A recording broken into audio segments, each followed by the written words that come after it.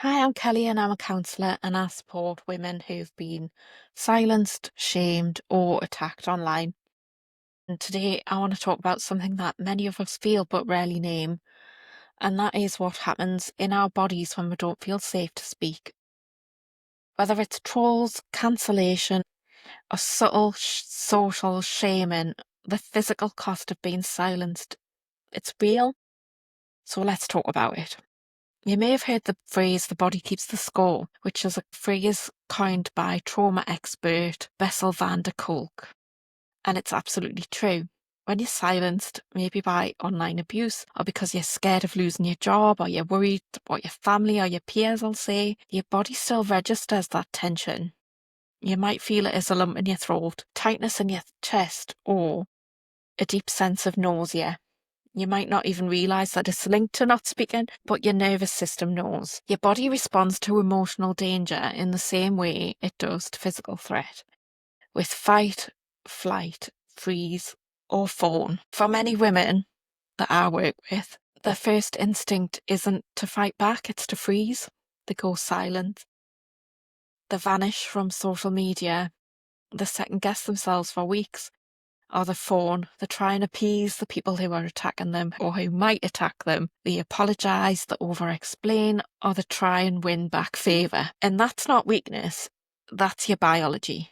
The freeze or fawn response is your nervous system trying to keep you safe from what it perceives as a threat. And let's be clear, if you've been trolled, mobbed, or had your reputation attacked online, your nervous system's absolutely right to be perceiving that threat. Most people think that freedom of speech is just about legal protections, but for many women, the cost of speaking isn't legal, it's social, emotional, and psychological. You might not go to prison, but you could. But what actually happens more often than not is that you'll lose your friends, your income, your professional standing, or your sense of safety.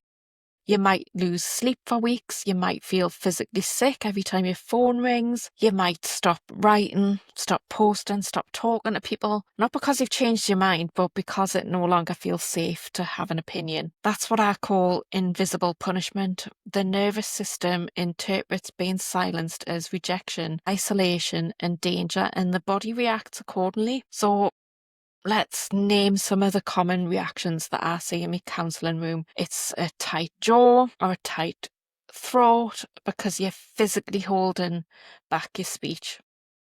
It can be IBS symptoms or stomach cramps because the gut-brain axis is it's one of the first to register stress.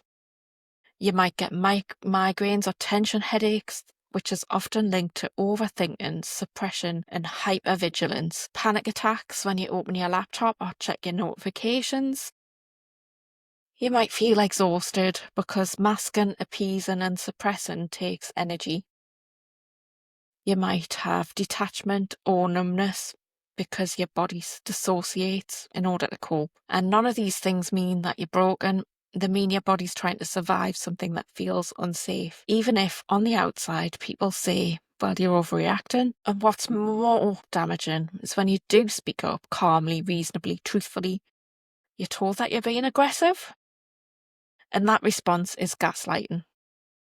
And it reinforces the freeze-fawn cycle. So you end up believing that being honest is dangerous, that disagreement means disapproval, and that dissent equals personal failure. The nervous system gets trapped in a loop. You speak, you get punished. You speak, it gets misrepresented. You speak, you get ignored or mocked. So the body learns, don't speak. And that is especially common for women with histories of trauma, especially childhood trauma. The earlier that your body learned that speaking brought punishment, the harder it is to feel safe doing it now, especially in public. But here's the good news. That cycle can be interrupted because safety doesn't start with being brave, it starts with being regulated. You don't have to go live on Instagram or write a viral post to reclaim your voice. You start by noticing, am I holding my breath? Is my jaw clenched? Do I have my feet on the ground? These micro checks help signal to your nervous system, I am not in immediate danger.